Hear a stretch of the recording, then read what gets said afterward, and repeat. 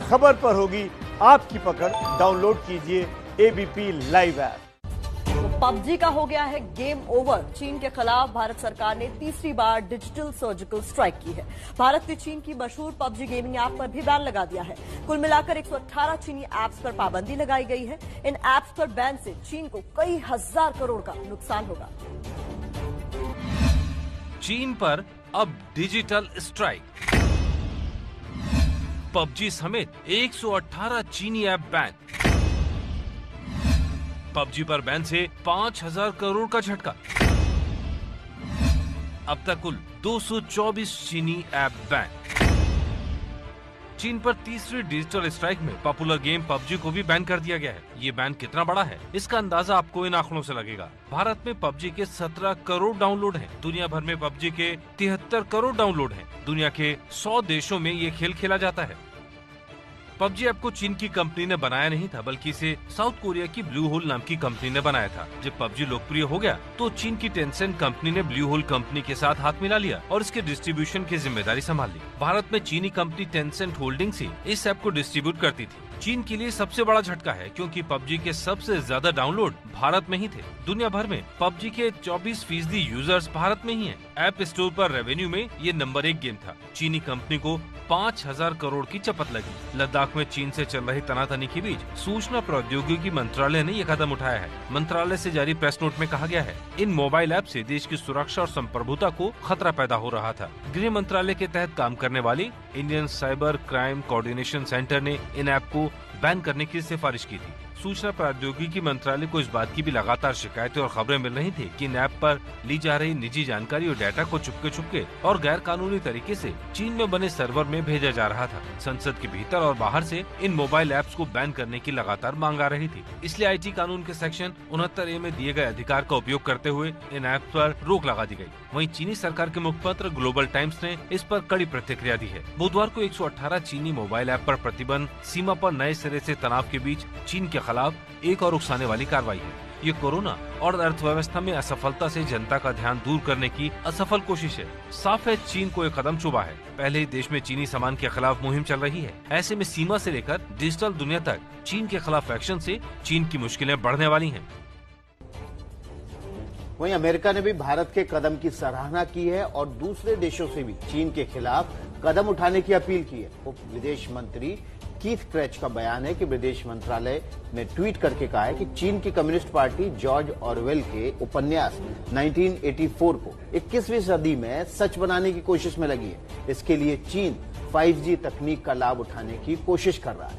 भारत ने पहले ही 100 से ज्यादा चीनी ऐप्स पर प्रतिबंध लगा दिया है। हम सभी स्वतंत्रता प्रेमी राष्ट्रों और कंपनियों से क्लीन नेटवर्क यानी कि चीन रहित नेटवर्क में शामिल होने का आह्वान करते हैं। इन सब के बीच चीन पर भारत की डिजिटल सर्जिकल स्ट्राइक कब और कैसे हुई, ये तफसील से आपको समझाते हैं। 2 सितंबर में 118 ऐप्स पर बैन लगाया। सबसे पहला ये कार्रवाई भारत सरकार द्वारा। उसके बाद 27 जुलाई को चीनी ऐप पर बैन लगाया गया। 29 जून को 59 चीनी ऐप्स पर बैन लगाया गया। तो कुल मिलाकर अगर हम बात करें तो अब 224 चीनी ऐप्स पर बैन भारत लगा चुका है।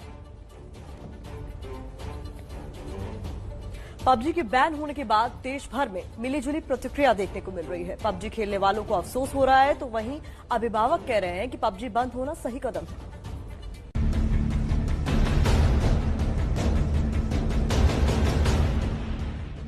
एलएसी पर चीन से तनाव के बीच बंद हो गया पबजी।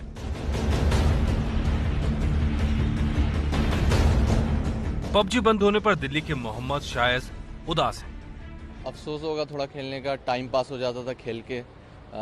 थोड़ा सा उसके अल्टरनेटिव में कोई और गेम देखना पड़ेगा मुझे, क्योंकि रात में जब आदमी ऑफिस से थक वगैरह के आता था तो थोड़ा अच्छा लगता था, टाइम पास हो जाता था, मन को अच्छा लगता था खेल के। थोड़ा गैदरिंग हो जाती थी ऑनलाइन, दोस्तों से बात हो जाती थी उस पर।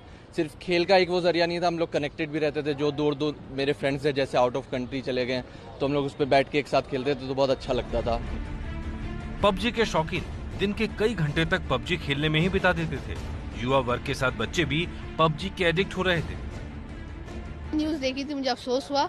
मैं उससे एज अ करियर अपना चूज करना चाहता था, क्योंकि मैं काफ़ी लोग से इंस्पायर हुआ था और मैं चाहता था अपना करियर बनाऊं। लेकिन अब बैन हुआ है तो गवर्नमेंट ने कुछ सोच के किया होगा। क्या लगता है कि कितना समय देते थे आप पबजी गेम में? मैं 3 घंटा देता था।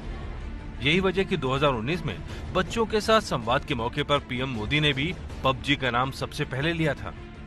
लेकिन अभी कुछ समय से ऑनलाइन गेम्स की तरफ उसका झुकाव कुछ ज्यादा ही बढ़ गया है, जिसके कारण उसकी पढ़ाई पर फर्क पड़ रहा है। मैंने उसे बहुत समझाने की कोशिश की है, लेकिन मुझे लगता है मैं असफल हूँ। ये पबजी वाला है क्या?